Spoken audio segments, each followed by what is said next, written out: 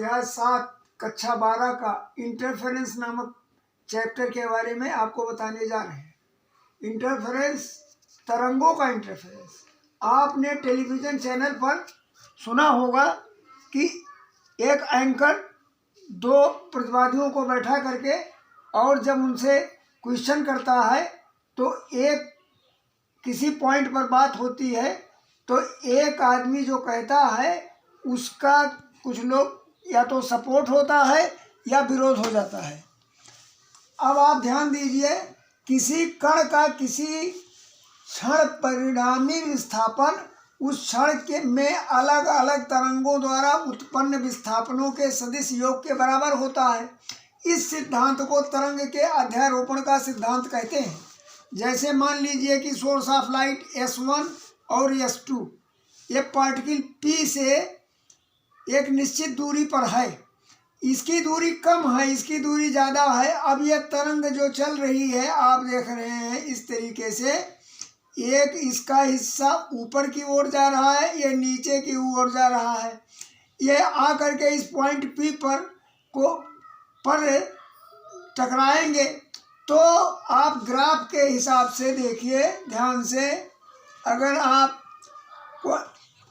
Coordinate के graph को देखिए तो इस लाइन पर ये चलने वाली रेखा ऊपर से नीचे, इसको श्रृंग कहते हैं, इसको गर्त कहते हैं।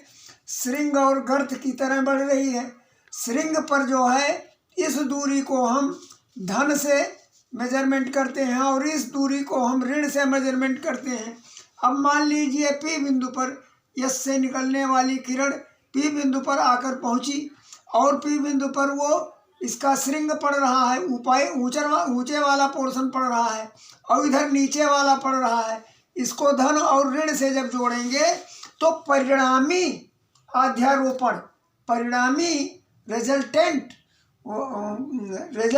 सुपरपोजिशन जो होगा वेग का, वो हो जाएगा y = y1 + y2 + y3। जैसा कि मैंने लिखा है y = y1 + y2 + y3, यह मैंने बताया है डॉट डॉट।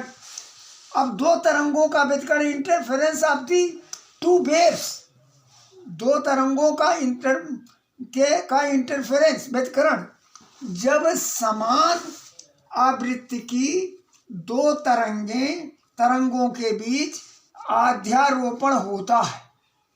उनका समान तरंग है और उनके बीच अध्यारोपण हो गया, इंटरफेरेंस हो गया, तो ऊर्जा के पुनर्वितरण के कारण माध्यम के कुछ बिंदुओं पर परिणामी तीव्रता के अधिकतम तथा कुछ अन्य बिंदु पर तीव्रता का न्यूनतम होने की घटना होती है।